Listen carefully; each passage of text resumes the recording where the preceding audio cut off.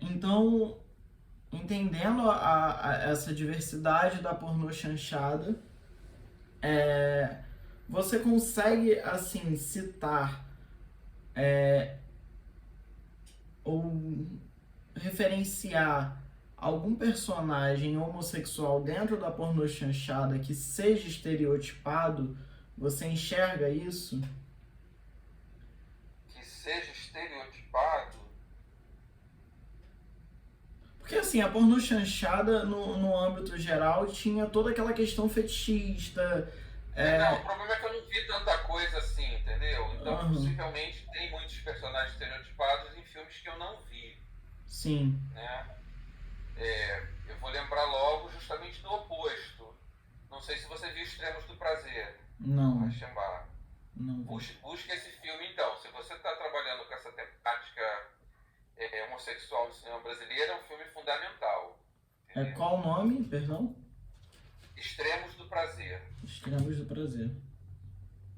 Ok, Que ele vai trabalhar justamente o oposto. O estereótipo ali é o homofóbico. E é entendi. incrível como o filme trabalha isso, entendeu? O Sérgio Brito, ele tenta trazer essa temática justamente do que você está falando, desse oposto, durante a ditadura, e é barrado, né? Esqueci o nome da peça. Ah, lembrei. É o caso Maurícios, que anos depois, em 86, ele tenta transformar em um longa-metragem e ainda assim não dá certo. Né? Então, por isso eu te fiz essa pergunta. Porque ainda hoje há essa visão do homossexual estereotipado, no sentido de ser caricata, piadista, ele tá ali para fazer núcleo de comédia, né? Seja no cinema, seja na televisão. Eu Em... acho que na TV isso é muito mais marcante, né?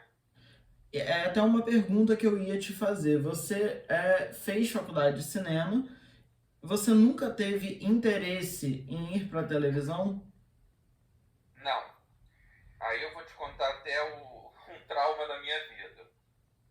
Em 82, acho que foi, a Globo, ela teve um projeto super ambicioso de criar uma turma de elite. E, e ela fez uma seleção, eram milhares de pessoas. Foi uma seleção massacrante. Assim, de prova, de etapas, e você ia passando, e eram 10 vagas. Eles Uhum. tinham 10 vagas para pessoas de fora e tinham 10 vagas para funcionários da própria Globo, que eles iam juntar em uma turma de 20 pessoas. E aí o que aconteceu? No final dessa seleção, eles selecionaram os 10. Inclusive tinham dois colegas meus que entraram nessa seleção, colegas de cinema da UF, e selecionaram mais quatro, porque eles consideraram um nível muito alto. E eu e um outro colega de turma também da UF estávamos entre esses quatro. E eles nos convidaram para fazer o curso. Só que o curso, inclusive, tinha um salário para quem ia fazer o curso. E para nós quatro, eles diziam que iam pagar uma coisa simbólica, mas para a gente ficar de olho que se alguém dos 10 não fosse bem, a gente podia tomar a vaga. Uma coisa bem horrível, assim mesmo, sabe? Uhum. Tanto que a gente ficou tão horrorizado com essa conversa que os quatro decidiram abrir para os 10 essa conversa, inclusive.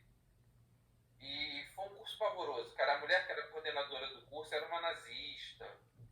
Foi um curso muito incrível em vários aspectos. Tinha um lado técnico e tinha uma formação também humanista. O próprio João Luiz foi dar aula sobre cinema. Tinha gente dando aula sobre dança, sobre teatro, sobre artes.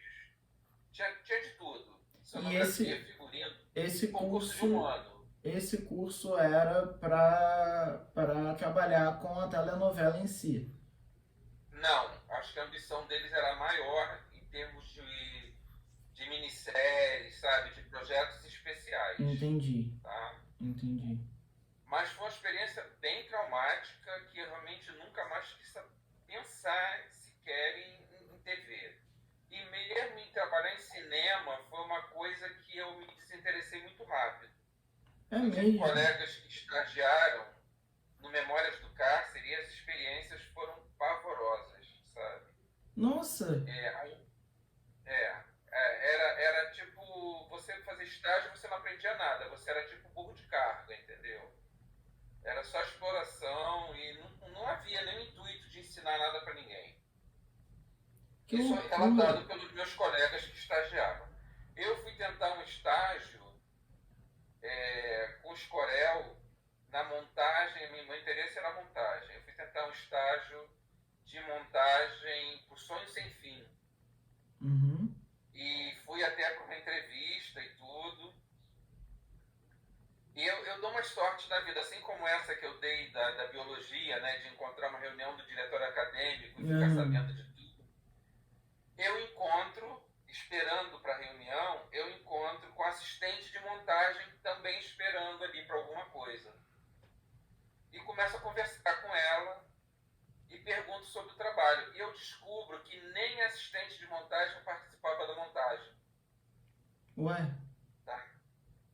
A assistente de montagem ela organizava o material e deixava para o montador e o diretor montarem o filme. Eu, como estagiário, eu ia preparar o material para ela preparar o material. que Eu ia loucura. fazer um pré-preparo para ela. Ou seja, eu não ia ter contato nenhum com a montagem, eu não ia aprender nada. E ali eu já desisti, eu não quis fazer o estágio. E depois eu tentei trabalhar com o Reichenbach, mas ele não tinha como me pagar um estagiário, e ele era em São Paulo, eu não tinha como me manter em São Paulo. Sim, Foi antes de eu ter emprego na UF, enfim. sim, E eu não consegui, e eu desisti de trabalhar, e aí tinha emprego na UF, enfim, foi assim. sim, Então, sim. realmente, a TV ficou esse trauma para mim dessa experiência de um ano na Globo, que foi pavorosa, entendeu? Foi muito legal em vários sentidos, mas no todo ela foi pavorosa, foi traumática, sabe? A Globo no geral é uma faculdade de traumas, né? Porque toda pessoa que você entrevista que trabalhou na Globo fala de algum trauma que tem dali de dentro.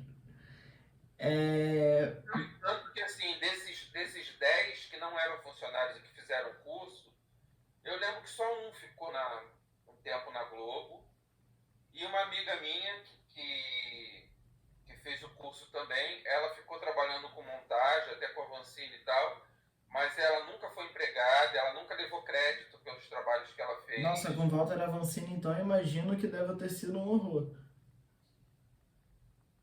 Não, assim, ela nem falava mal do Avancini, não. Ele deu aula pra gente, inclusive, foi um dos melhores professores que a gente teve. Mas eu digo sobre essa questão da exploração, de não dar o crédito, entendeu? E da pessoa ralar, trabalhar pra caralho e. Enfim. Né? Mas assim, independente de você não ter esse trauma com a Globo, não gostar da ideia de trabalhar com telenovela, a telenovela ela faz parte da nossa cultura, né? A Sim, cultura sim. Eu brasileira. fui muito noveleiro. Eu fui muito noveleiro. E Hoje aí, em dia eu sou muito seletivo. Eu quase não vejo. Mas, por exemplo, eu tô vendo Vai na Fé, que é. é nesse ponto que a gente vai chegar, é exatamente Ah, nessa novela. Houve uma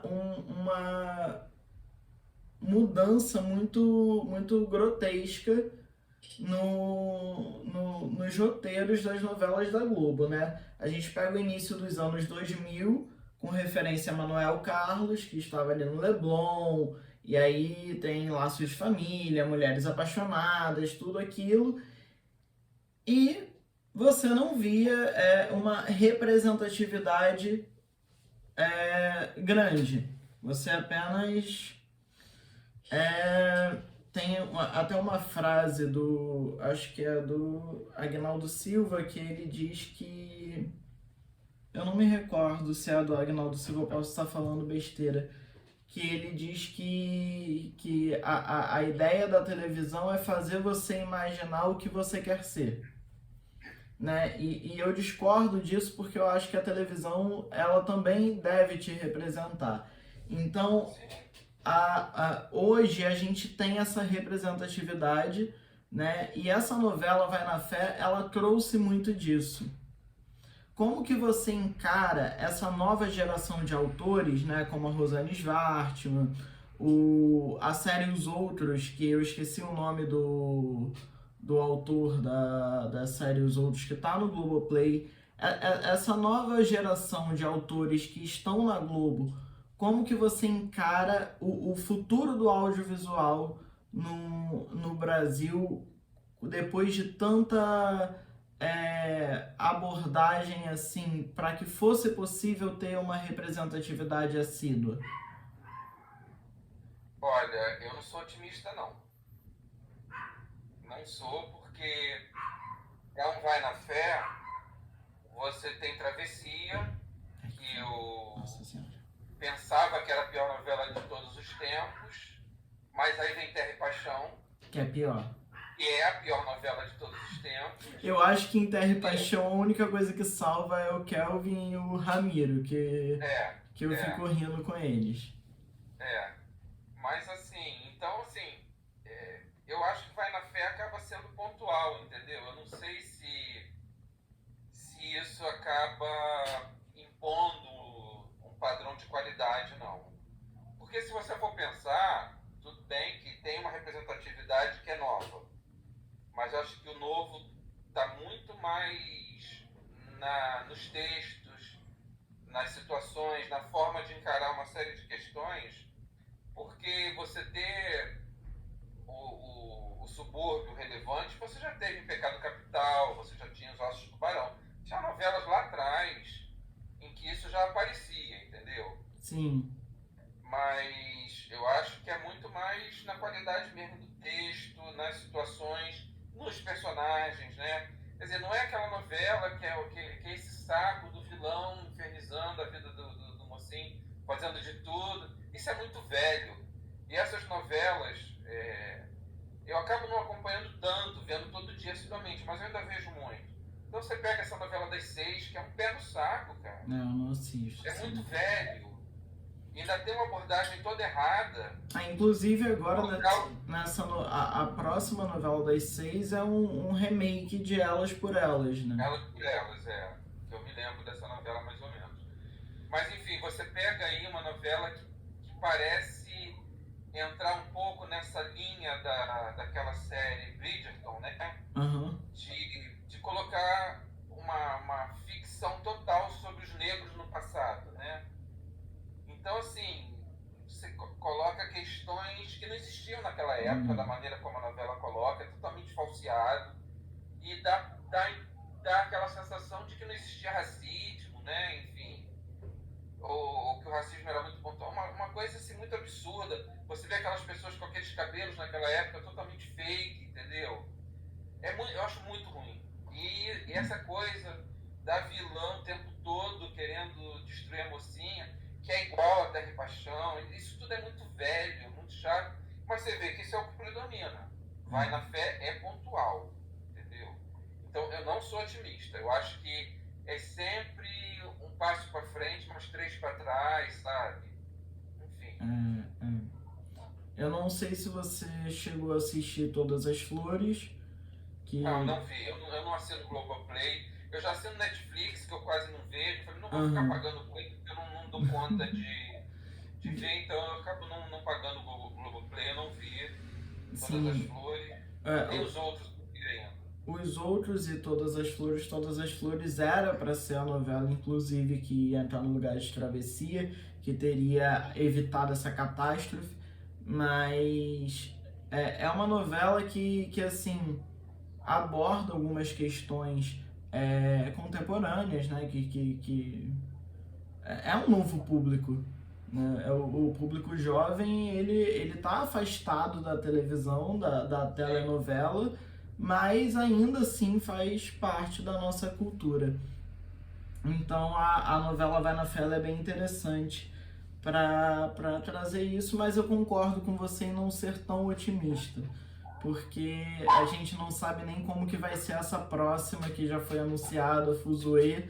Parece que vai ser mais do mesmo, né? Uma coisa... Tem cara daquelas novelas tradicionais das 7, né? Sim, Festiva, engraçadinha e tal. sim. Eu dei sorte de decidir assistir Vai na Fé e ser ótimo, acompanhei ela toda.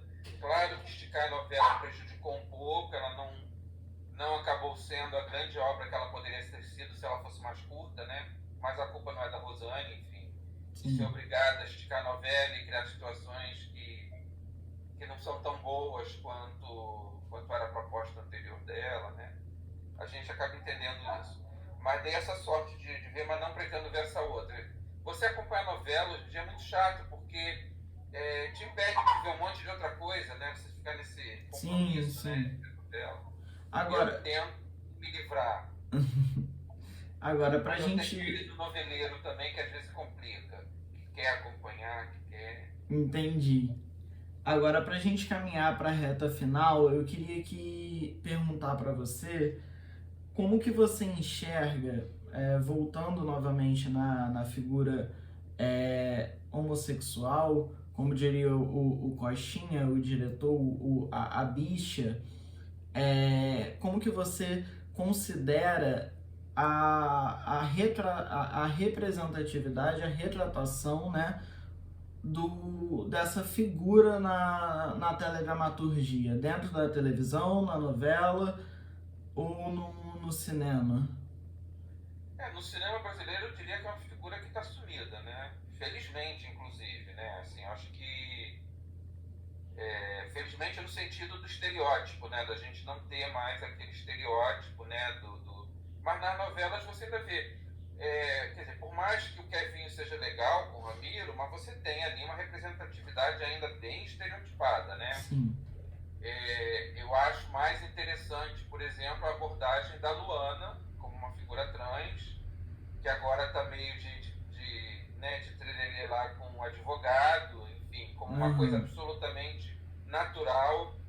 Então eu acho essa abordagem da Luana com o advogado bem interessante, né? O Kevin e o Ramiro é muito bom porque as situações são divertidas, os personagens são Sim, é encantadores e tudo. engraçado. O Ramiro, esse cara que é um super vilão, né? Mal pra caralho. Ele mata com prazer, inclusive, né? Então é um personagem complexo que fica interessante. Sim. Já o Kevin, ele é mais estereotipado mesmo, ele é mais linear, ele não é tão complexo quanto o Ramiro. E, Mas no e, cinema a gente e essa não tem. estereotipação, sobretudo nas novelas das noves, que é o que mais me impressiona, né? Essa estereotipação, ela acontece muito nas novelas das nove, né? Então, por exemplo, em Fina Estampa a gente tem o Cro, O Rock que era um horror. Nossa, era uma um coisa personagem horrível, horroroso. né? E aí tem uma entrevista que inclusive eu cheguei a colocar no meu artigo, que o Agnaldo Silva, ele diz o seguinte, em uma determinada novela, em 1978, ali no período da ditadura, a gente conseguiu colocar o Cláudio Marzo como galã, sendo gay. Não era numa novela, era numa minissérie que ele estava falando, sendo um galã gay, e isso foi o máximo porque eu consegui driblar a ditadura. Isso ele diz em 1978, para chegar em Fina Estampa e fazer o Cro, que é uma coisa assim, é um... Não tem palavra para descrever o Cro, é um desserviço a toda uma população daquilo ali. Há quem defenda por dizer que pelo menos houve uma representatividade, mas eu não vejo representatividade nenhuma Não. naquilo ali, né? São personagens que vão além do Crow também, né?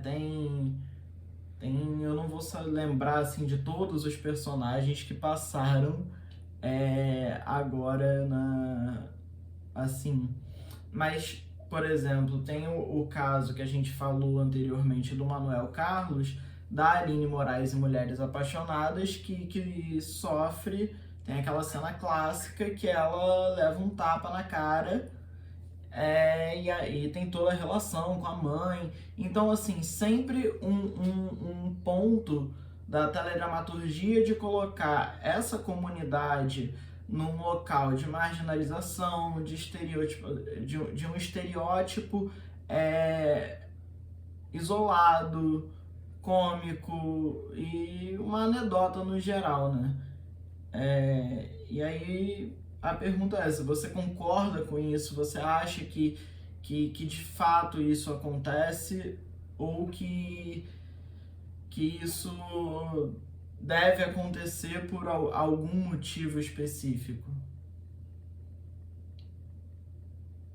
É tão complexo isso tudo, né, cara? Assim, eu acho que depende muito de cada autor, de como eles abordam. Eu não gosto nem um pouco do Agnaldo Silva, vou te falar a Também verdade. não. Não gosto.